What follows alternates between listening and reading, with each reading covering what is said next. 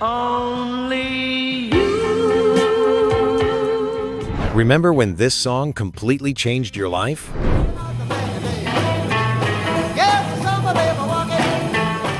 Or when this other one became a massive hit? Back then, there were no screens, no music videos, just us, listening to those new voices, with the feeling we were living through something historic. In 1956, songs were born that didn't ask permission, songs that made parents tremble, set young people on fire, and cracked open a divide between two worlds. Today, we're going back to that exact moment, to the day music became our lifelong companion. 14. I Walk the Line by Johnny Cash. Because you're mine, I walk the line. There was a young man from Arkansas with a voice so deep it seemed to come from the depths of the earth. His name was Johnny Cash. And in 1956, the whole world would learn his name. His song, I Walk the Line, felt like a promise, a declaration of love and faithfulness that Cash wrote thinking about his first wife, Vivian. If you listen closely, you notice the melody has something hypnotic, that signature guitar sound that grabs you from the very first second. Yes, I'll admit that I'm a fool for you because... Know how he did it? Johnny placed a piece of paper between the strings of his guitar to get that unique effect, a simple trick that created an immortal sound. Cash wrote these lyrics while serving in the Air Force, stationed in Germany, far from home, missing his love, promising to stay true. In those dark days, he never imagined his creation would hit #1 and stay there for 6 weeks. Because you're mine, I walk the line. It was the beginning of a legend. The man in black had arrived to stay. And his gravelly voice, that voice that sounded like it had lived 1,000 lives, became the sound of the working man, the honest man, the man who keeps his word. Before we continue, we'd love to get to know you a little better. Where are you watching from? Drop it in the comments. Let's keep going. 13. Que Sera, Sarah. Whatever Will Be by Doris Day. Que sera, sera, whatever. Some songs transcend languages, borders, and generations, and without a doubt, the one you're hearing is one of them. Doris Day sang it for the first time in an Alfred Hitchcock movie called The Man Who Knew Too Much. And that same year, it won the Academy Award for Best Original Song. But here's something few people know. Doris Day didn't want to record it. She thought it was too simple, almost childish. Boy, was she wrong. What will be, will be. Because those words became a life philosophy for millions of people. A mother singing to her child that the future is uncertain, but that's okay. We can't control everything. We have to trust. It's impossible not to connect with that idea. It's been translated into dozens of languages and sung in every corner of the planet. Whatever will be, will be. You've probably hummed it at some point because its message is universal. Life goes on its course, and we walk along with it. Hit that like button if you think old songs are better than today's music. 12. Heartbreak Hotel by Elvis Presley.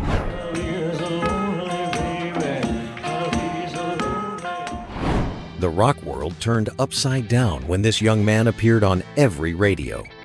A kid from Tupelo, Mississippi, with sideburns, hips that moved in a scandalous way, and a voice that mixed the gospel from black churches with the country from dusty backroads. His name was Elvis Aaron Presley, and Heartbreak Hotel was the song that introduced him to the entire world. It was the best-selling record of 1956, but its origin is darker than you might imagine.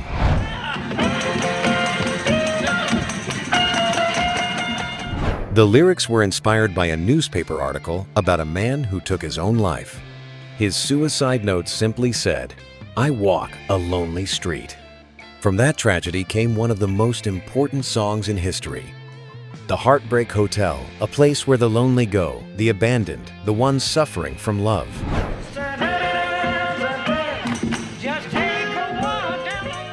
This was Elvis's first single with RCA Records. and it changed absolutely everything. Parents were outraged, daughters were in love, and rock and roll had found its king. 11. The Great Pretender by the Platters. I'm the great pretender. While Elvis was shaking his hips, in various corners of the United States, another sound was conquering dance floors, doo-wop, and no one did it better than the Platters. The Great Pretender was a masterpiece vocal elegance turned into art. Tony Williams, the lead vocalist, possessed one of the most beautiful voices that ever existed. In its lyrics, it speaks of those moments when we have to pretend everything's fine, while inside we're falling apart, smiling while the heart cries. I pretend too much, I'm lonely. Who hasn't felt that way at some point? Here's a detail that will surprise you. This was the first song by an African-American group to reach #1 on the US pop charts.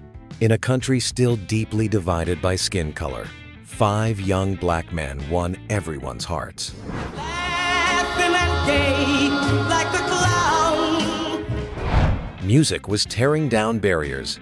Slowly, note by note, the Platters proved that talent has no color, and their elegance, their refinement, their impeccable harmony remain unmatched even as the years pass. Blueberry Hill by Fats Domino. I found my friend. His name was Antoine Dominique Domino Jr., but the world knew him as Fats Domino, a chubby pianist from New Orleans with a contagious smile and magical fingers. Blueberry Hill was his introduction to the world, even though it wasn't a new song.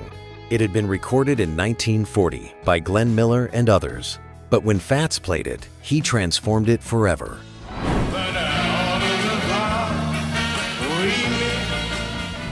He injected it with the rhythm of New Orleans, the flavor of rhythm and blues, the joy of classy rock and roll, and sold more than 5 million copies. Blueberry Hill became a mythical place for us, the spot where you found love, where the moon shone, where anything was possible. Fats Domino recorded this hit at the legendary Cosimo Matassa Studios in New Orleans, the same place where so many classics were born.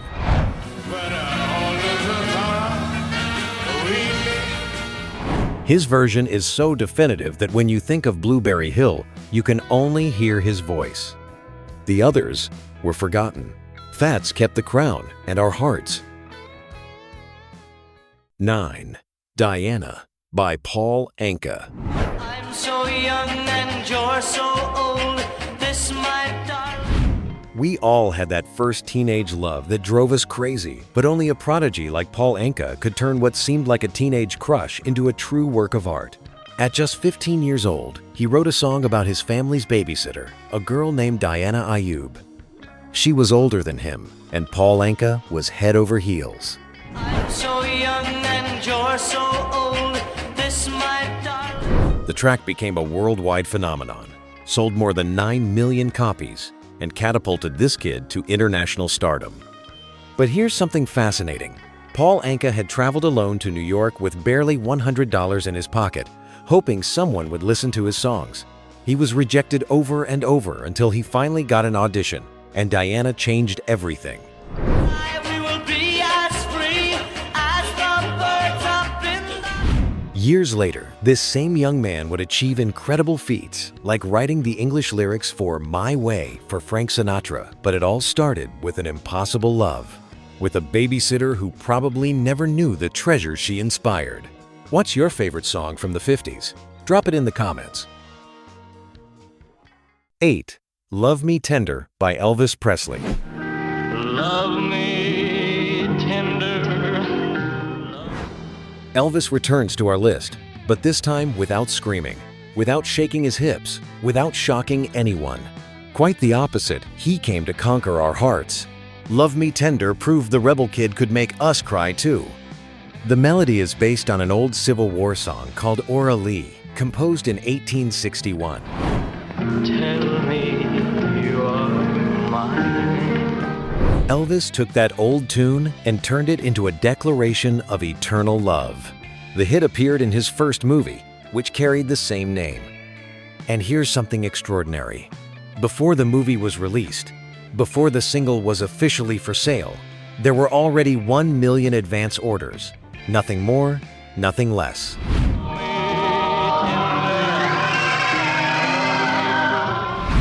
In an era without internet, without social media, without anything we consider normal today, that was Elvis. That was the power of his voice when he lowered the volume, when he caressed every word, when he made you believe he was singing just to you. Girls cried, men wanted to be like him, and the whole world fell at his feet. 7. Blue Suede Shoes by Carl Perkins. Well, it's 1 for the money, 2 for the show. Here we have to give credit where it's due, because although Elvis made it world famous, the man who wrote and first recorded Blue Suede Shoes was Carl Perkins. A kid from Tennessee, son of poor sharecroppers, who wrote these lyrics on a brown paper bag in the middle of the night because he didn't have anything else handy.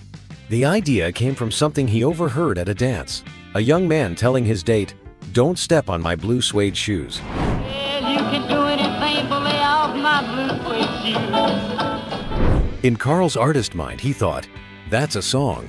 And not just any song, one that would conquer the world. Blue Suede Shoes holds a record you might not remember. It was the first song to appear simultaneously on the pop, country, and rhythm and blues charts. It crossed every musical boundary, uniting audiences that normally didn't listen to the same thing. Yeah, you can do anything but lay off my blue suede shoes. Carl Perkins should have been as big as Elvis. But a terrible car accident right as his career was taking off changed his destiny. Elvis recorded his version while Carl was recovering, and the rest is history. But today, we remember the true creator, the man who taught us to take care of our blue suede shoes. 6. Long Tall Sally by Little Richard.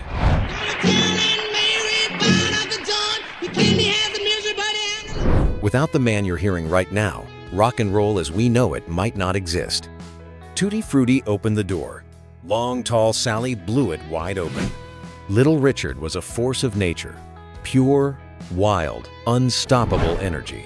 And this particular song was written with a very specific purpose.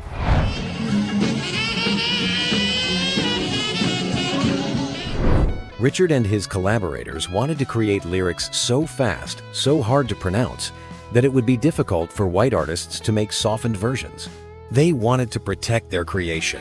They wanted no one to tame it, and they succeeded. The first chords of Long Tall Sally hit, and we wanted to scream. That melody woke up something very primal inside us.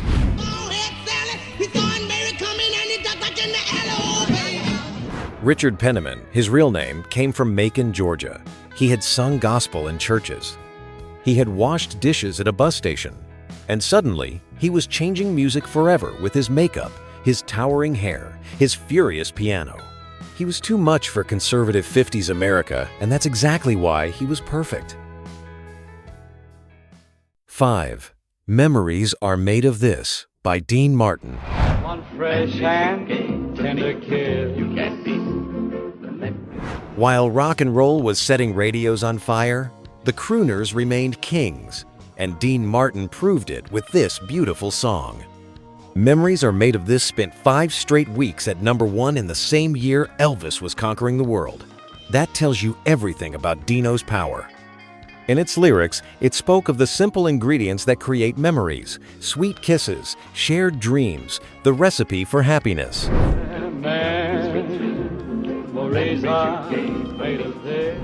Dean Martin was part of the legendary Rat Pack with Frank Sinatra and Sammy Davis Jr. He was the coolest guy in the world. With his glass of whiskey, his cigarette, his crooked smile, he never seemed to try hard. Everything came naturally, and this song captures that effortless elegance perfectly. These are the dreams you will say. While young people screamed with Elvis, the older crowd slow danced with Dean. 2 worlds coexisting, 2 ways of understanding life. 4. My Prayer by the Platters. Only you. The Platters returned to our list because one hit wasn't enough for this extraordinary group. This time they gave us pure romance with My Prayer, pure vocal velvet, pure beauty. It also has an unexpected origin. This was originally composed in France in 1926 under the title Avant de mourir, before dying.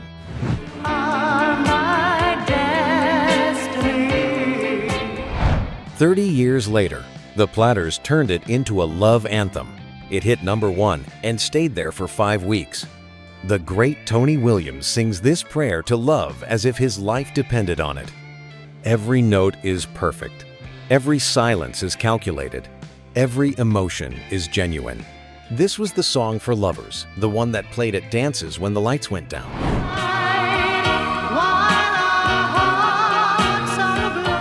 The one you requested on the jukebox when you wanted to impress that special girl. The one that still transports you today to a precise moment of your youth. Because that's how the great classics work. They don't age. We age with them. Subscribe to the channel if you want a video with the most romantic songs in history. 3. Why Do Fools Fall in Love? By Frankie Lyman and the Teenagers. Why do fools fall in love? Why do birds? Frankie Lyman was only 13 years old when he recorded this song, a child singing about love with an angelic voice that defied all logic. And the world knew how to appreciate that incredible talent. The question was simple: why do fools fall in love? Why do they fall in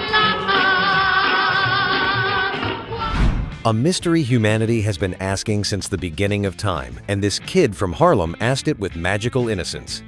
The lyrics perfectly captured the spirit of the 50s. Youth as the protagonist, teenagers discovering they had their own voice.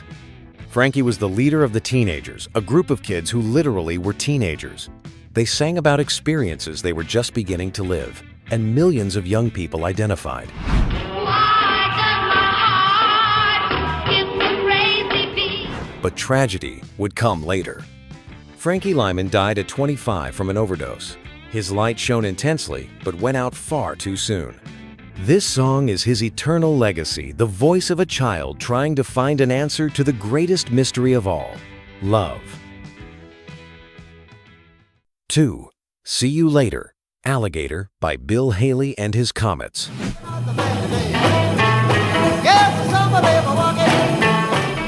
Bill Haley had already revolutionized the world with Rock Around the Clock the year before, and in 1956 he proved that success wasn't a fluke with See You Later, Alligator. That phrase became part of everyday language. Kids repeated it in school.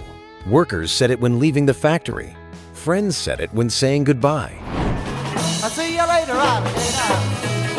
Well, that's wild crocodile. It was fun, catchy, impossible to forget. Bill Haley wasn't young or handsome like Elvis. He had a strange curl on his forehead and a fairly ordinary appearance, but his music was pure fire. And he proved you don't need to be a teen idol to change history. Daddy, I know you mean it just for play.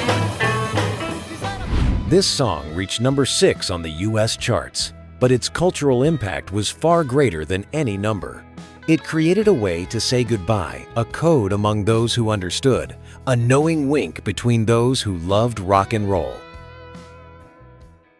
1. Hound Dog by Elvis Presley.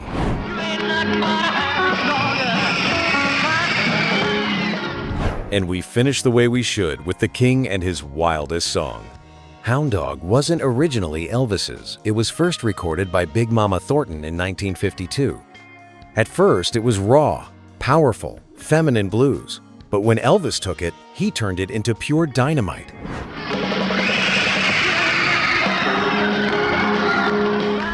His performance on The Milton Berle Show, where he danced in such a provocative way that it shocked the entire nation, is legendary. Newspapers called him vulgar. Parents' associations protested. And still, sales skyrocketed. Elvis performed it more than 3,000 times in concerts throughout his career. It was his signature, his battle cry.